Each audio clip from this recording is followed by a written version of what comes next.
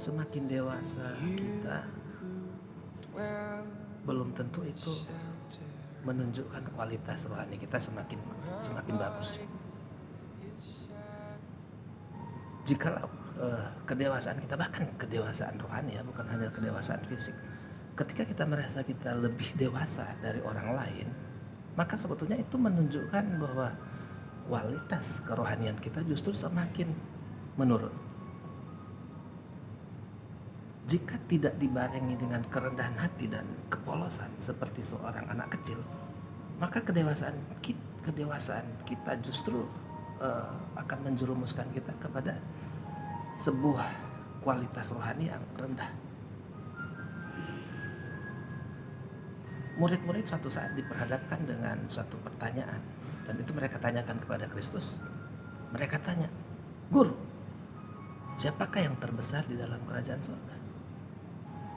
Yesus tidak menjawab hal itu dengan mengatakan kriteria siapa yang terbesar, tetapi Yesus mengambil contoh seorang anak kecil yang polos.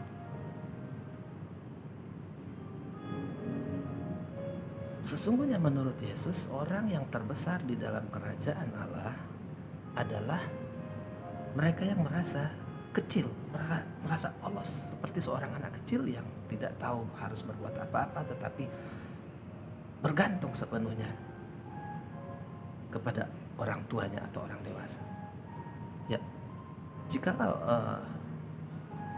pertumbuhan rohani kita dimotivasi untuk menjadi lebih besar dari orang lain, lebih terkenal dari orang lain,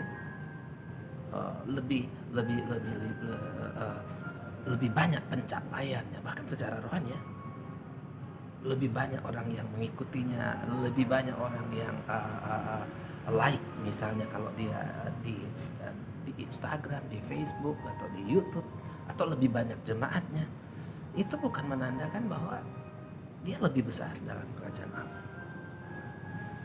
Ketika kita ingin melihat kualitas hidup kita semakin baik, maka jangan mengejar kebesaran.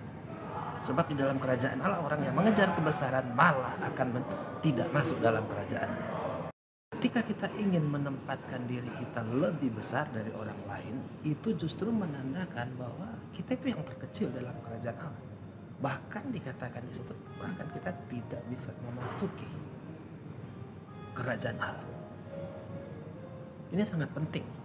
Maka pengejaran kita sebetulnya adalah pengejaran kemurnian diri, kerendahan hati, kepolosan seperti seorang anak kecil. Sebab kalau tidak seperti itu, kata Yesus, kita tidak dapat masuk dalam kerajaan Allah. Makanya kalau saudara mulai membanding-bandingkan diri Anda dengan orang lain, saya lebih besar, saya lebih hebat, saya lebih kaya, saya lebih diberkati, posisi saya lebih baik dari orang lain, itu tidak membuktikan bahwa saudara itu diberkati Tuhan karena saudara dewasa secara rohani. Ini pertanyaan yang disampaikan oleh rasul-rasul, dan Yesus menegur mereka. Bukan berarti karena mereka rasul dan mereka itu terbesar di antara orang lain atau terbesar di antara mereka sendiri. Ada di antara mereka yang lebih besar dari teman-teman mereka yang lain. Hal-hal seperti ini sebetulnya menunjukkan degradasi rohani ya, atau penurunan kualitas kerohanian. Ketika kehidupan kekristenan kita hanya sekedar untuk mengejar kebesaran, kepopuleran, keterkenalan, bukan untuk mengejar suatu kualitas diri, kemurnian hati, kerendahan hati, maka sesungguhnya bukan saja kita tidak akan menjadi yang terbesar, tetapi justru kita akan menjadi orang yang bahkan tidak bisa memasuki kerajaan Allah. Itu Yesus katakan. Makanya mari kita membuang jauh-jauh keinginan untuk lebih besar. Kebesaran itu otomatis kok. Ketika kita melakukan prinsip-prinsip kerajaan Allah, ketika kita melakukan kebenaran, maka Tuhan yang akan mengangkat kita. Di dalam Matius 18 ayat 1 sampai ayat yang kelima menjelaskan secara gamblang hal ini. Mari kita akan baca.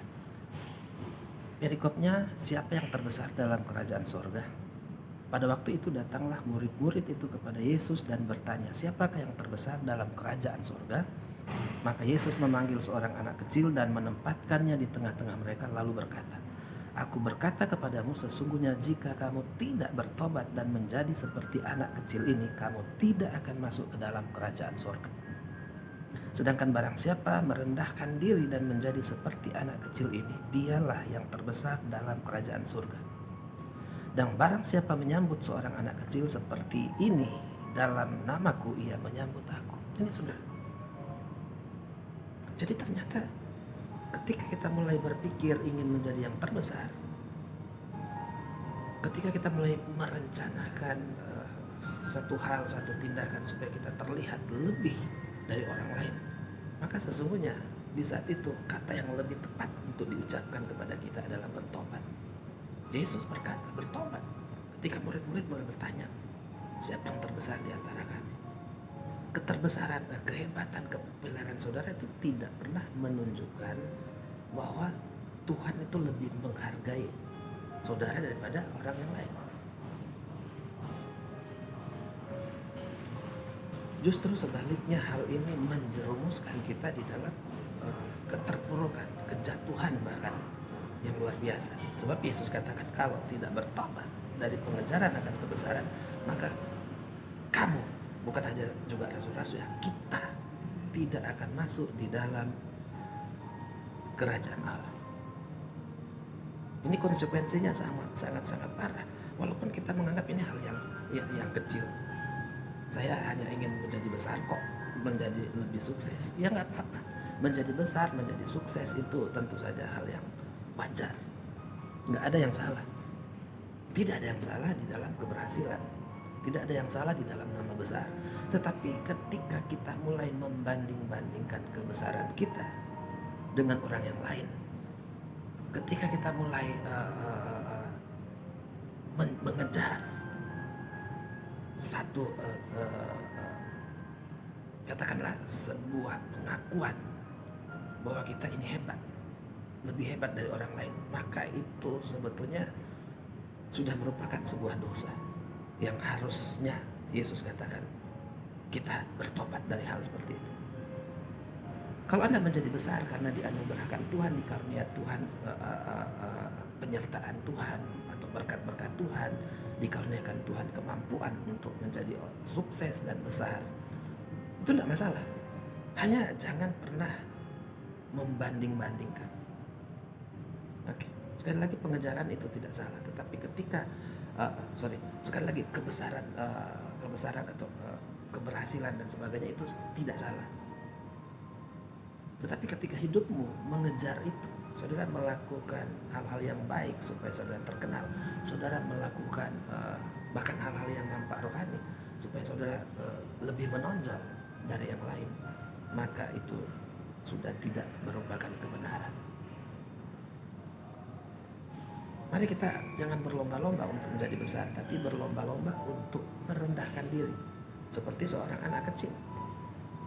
Jadi kalau tidak demikian, maka kedewasaan kita, baik umur kita, bahkan kedewasaan yang kita anggap rohani, ya kan? Semakin mengerti kebenaran, semakin tahu firman Tuhan, tetapi itu untuk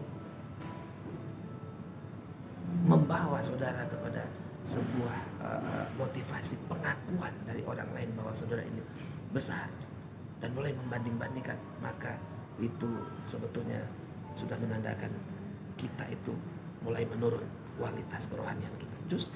Justru seperti itu kenyataannya. Oleh sebab itu biarlah kita mengejar kerendahan hati di hadapan Tuhan. Oke, saya harap kita mempersiapkan diri. Ketika kita mempersiapkan diri kita untuk jadi besar,